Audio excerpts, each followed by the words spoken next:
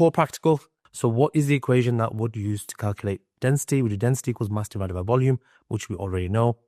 So that means if we want to work out the density of something, we just need to find out its mass and we need to find out its volume. How do you find out its mass? Using a mass pan balance. And its volume, you can just measure it. If it's a regular shape, you can just measure all the sides and calculate the volume. Now, if it's an irregular shape, the process is a little bit different. Now, mass is the amount of matter, so it's the amount of particles or atoms within something, and it's measured in kilograms. It's a scalar quantity, meaning it has no direction, but it does have magnitude or size. Volume is the amount of space an object takes up. It's measured in cubic meters. And density is the measure of how much mass is packed into a certain volume.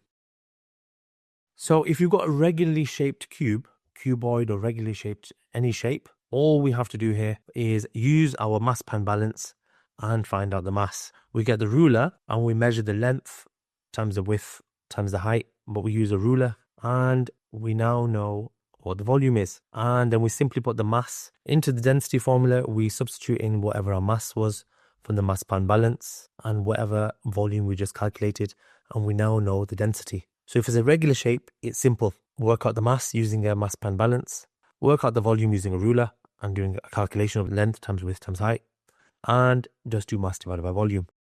Now, if you have an irregular shape, now the mass is measured in exactly the same way. You would use a mass pan balance, but the volume, because it's an irregular shape, such as this chess piece, you use a Eureka can, you pour water until the water level is just below the spout, which is just here. Then you have an empty beaker underneath it. You put your shape inside, so you put your piece inside. Now, when you put your piece inside, that displaces water. So the water level rises. All the excess water now pours out. The water that pours out represents the volume of that shape, that object. So now you have a mass and you have the volume, because the volume is the displaced water, which means you can work out the density. So that's what it's saying here. Place the item in the beaker, ensuring it's fully submerged underneath the water, and determine the amount of water that's been displaced. Position the empty beaker under the spout. That means we have the mass and we have the volume. Now, what are possible sources of error when finding density? So we could have a random error. That happens when a person makes mistakes while taking measurements. For example, reading the ruler from the wrong angle. It could be when you're reading the beaker, you're finding out what the volume of the water is.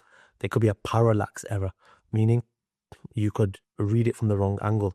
Now, when you're reading, if you have, for example, a measuring cylinder and you have your reading here, your eye level has to be on line with where the water level that you're measuring. If you look at from above, you're going to see a number which is lower or potentially higher, depending on which angle you're looking from. When you look from below, you're going to see the wrong angle too. So it's important to look at it from eye level. Then zero error. That happens when you use, for example, mass pan balance and you don't zero it properly. So if your apparatus does have a zero error, the way to correct it is really simple. Now, usually we just press tear and it goes back to zero. Now, let's assume what you have got, even after tearing it, it doesn't go back to zero. And then all you do is you take away 0.12 from your final mass. And here we've got parallax error. So if you're looking from below, you're going to see that smaller number. If you're looking out from above, you're going to see that bigger number. So it's important to only look from eye level. Don't just wing it.